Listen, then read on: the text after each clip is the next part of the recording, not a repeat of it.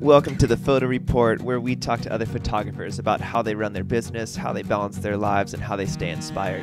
I'm Braden Flynn, your host, and had the chance to be out at Field Trip, which is an amazing conference where you're challenged, you're inspired, you get to hang out with amazing people, and it's just a blast. I spoke out there, but then also had the chance to just talk with a couple other photographers that are friends of mine, and hope you love what they had to say. This interview is with Paul Octavious, who is a really cool guy, crazy talented as well, and we talk about Instagram, and he has a decent little following on that platform, and talking about how that has just changed the way that things happen and how opportunities have come up that have been really neat. So enjoy this interview. This is Paul Octavious. Hi. An amazing man. Just talking a little bit about your photography and what you've been up to with Instagram and just your own work. Yeah, within the past year, it's been really amazing to do a lot of. You see the industry change. Now there's a market for Instagram branding and work, and it's been great to be on the forefront of that wave. You know, sometimes you're like, oh man, I missed that, and to be actually on it and sailing with it is really amazing. A lot of brand work. I just recently came back from the Oscars, filming behind the scenes and on the red carpet and taking portraits of presenters and stuff like that, which is really cool. Great opportunity. Traveling. I got to go to Iceland with their tourism board. I got to go to New Orleans with their tourism board. And you know, it's all about, for me, when I'm sharing with my audience, it's not about just hawking a product, because anyone can do that and it doesn't come across genuine. It's all about come on my journey, come explore with me. This is what I'm seeing. Maybe you can see that one day too. So that's really cool. That's amazing. With jobs like that, with like Iceland Tourist Board contacting you, is that going through Tinker Mobile, or is that going they're following, somehow they come across your work and they're contacting you? So sometimes it's either or. You know, sometimes Tinker Mobile. So let me talk about Tinker Mobile first. So Tinker Mobile is run by Tinker Street, which is started by Jesse Miller, and it's just Tinker Mobile is a small group, 50 mobile photographers that Jesse has assembled. Jesse and Michael O'Neill, they assembled this awesome team, and brands come to us, and then we do mobile photography. Sometimes they contact me, or sometimes they contact Jesse, and when they do that, whenever anyone personally contacts me, I email them, introduce them to Jesse to get the ball rolling. But sometimes tourism boards and other boards, some have a lot of money and some don't. Or brand projects in general, you know, sometimes they have a lot of money or sometimes they don't.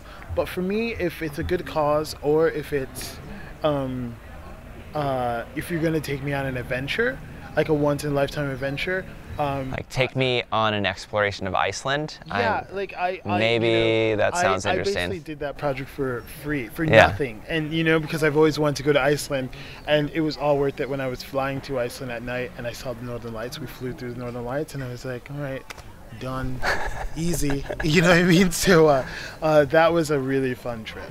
Yeah. When do you base sort of that?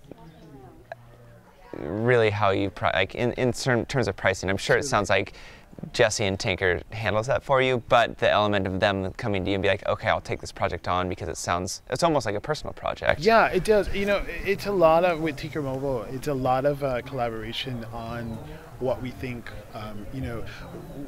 It's like know your social worth. Mm-hmm. Don't do everything for free, because that just sets a tone for other photographers in the industry. That agencies advertising agencies or brands, so let's start to take advantage of, if someone's charging something for like $1, and they're like, I'll just do it for $1, I'll just do it for free all the time, then it just like that they're like, oh yeah, we're just gonna do it for, we'll just get people for free all the time, and that's such a bad tone to set. So for me, it's like you kind of do your research, learn about the brand, learn what they're all about, and see if they can pay you. You know what I mean? But as I said, if it's a good cause, then I'm all about like doing stuff pro bono and just trying to spread the cause. Like this Tom's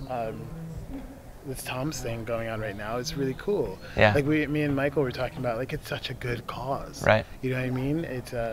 It's helping moms in other countries. You know. Yeah. So when something's like that, if something's a good cause like that, then it's like, I'll help out. Right. You know? Yeah. And I think some of the stuff that I was talking about in my class is sometimes the stuff that makes you money can, even though it was a passion at a certain point, it becomes work. You know, but then sometimes that work frees you up to be able to pay for your personal projects. Like it allows you to do the stuff like that and not have to charge because you're getting paid in these other avenues. Agreed. Totally agree. I think for a lot of people probably wondering, because it is such a new market, it's sort of like the Wild West where you can sort of do whatever you want. How do you, when people ask you, like, how do you even figure out what to, like, if someone is going to ask you to like represent their brand and they want you to post on Instagram, how do you figure out those things, even just like? Yeah, it's more like it's not even know your worth. It's like like someone asked me that in my class, and I was like, it's kind of like you charge a price once, and you're like, all right, I think that this is worth $100. And then you get paid $100, and then you go for the next job. You're like, I think this is worth $150. Right. And it's just test the waters a little bit. Testing the waters, like you just constantly test the waters and see and try to we try to gauge it like where we were getting paid for commercial work, right? And what we were doing, and that's how we gauge it. And we're like, okay, let's see if we can go to that level of because we feel like and we're doing the amount of work and the amount of we still sometimes with some of these Instagram shoots, it can seem like one person's doing it, but sometimes you can have a whole team. You can have a stylist. You can have I remember one project we shot with red cameras. I shot it was a Chevy project, and I shot with red cameras because I wanted to shoot with red cameras. Right. Not that the client was like, you need to shoot with reds. I was like, they were like, what do you want to shoot? I was like, I've never used a red camera, so I was like, let's just shoot with a red camera.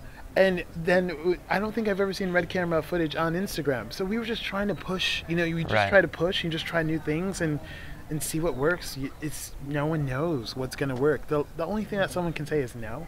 Yeah. And what's the harm in asking, right? Like 100 no's can equal to 1 yes. Yeah. You know what I mean? So you just kind of gauge it like that. Like, get used to no's. Like you have to get used to. You have to grow thick skin in this industry. So get used to no's, and then you're gonna get a yes one day. Yeah. Yeah. How often are you actually seeking work versus work just coming to you? Not seeking work anymore. It's gotten to that point, which is amazing, because and this has only happened within the past year or two, where you don't have to look for work anymore. Yeah. It just comes to you, which is, once again, you have to be humble. You can end at any moment, and you're just like, this is awesome. Yeah. Can't take it for granted. So it's really cool. But when I first started, it was always looking for work, not knowing how that next rent was gonna get paid. And now it's like, all right, cool, that's great. Yeah. It's like what you're supposed to be. So that's amazing. Yeah. And something I'm having to learn with myself is being able to celebrate successes. Because sometimes I think even at your level with the amount of following, I was talking in my class about people. It's like, at what number of followers do you finally feel content? Because someone always has more. Like you finally reach 10K, and then there's people with 20K, and you're like, well, I only have 10K. You have to you have to celebrate when you do something, when something great happens, and also when you're up, someone's going to be down, and when you're down, someone's going to be up. So always just be happy for everyone. Yeah. I mean, everyone's going to have their moment to shine, and just be happy for that success. And also, everyone's success comes at different times, and you're just like, I'm going to get there one day. There's no rush, Yeah. It might seem like a rush because it's all other people. You see other people doing it right now, but something else is going to come down in a couple of years, and then you'll be on that forefront. You know what I mean? Totally. So, yeah, totally. Can you talk about how you have sort of when you first started becoming intentional with Instagram? Yeah. And now sort of go from there to then how you curate now your images, like in your look to a degree. Yeah, I think once I started getting more branding jobs, you kind of, after one or two, you're kind of like, okay, well, if I'm getting this, maybe I shouldn't post my friend's butt on my Instagram. Right. You know what I mean? Yeah. Like, it was a good butt, Yeah. but you have to, like, it's like we're just, goofing around, but brands don't want to associate more so with, with Right. certain imagery. So you kind of have to, if you want to keep some brands around, and they can be fun brands, you just have to, because I could be doing, be doing something for an edgy company one day, and then I could be doing something like, for like, the Red Cross the next day. So, you have to, and I love having that spectrum of being able to work with all these different companies, but you have to like kind of just ride a line of what, be true to yourself still, but also don't go too, it's just a line, it's just a personal line. You can, if you want to post edgy photos all the time, you just go for edgy clients. But since I like all types of clients, I just try to just post, be true to myself, but also just keep it in moderation of what I'm posting, and I guess that answers. Totally.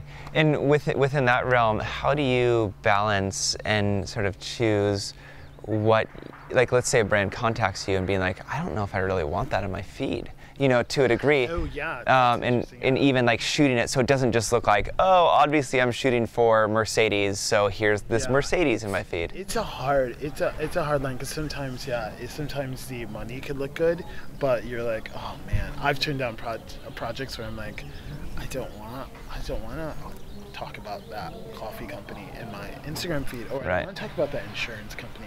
Insurance is not fun.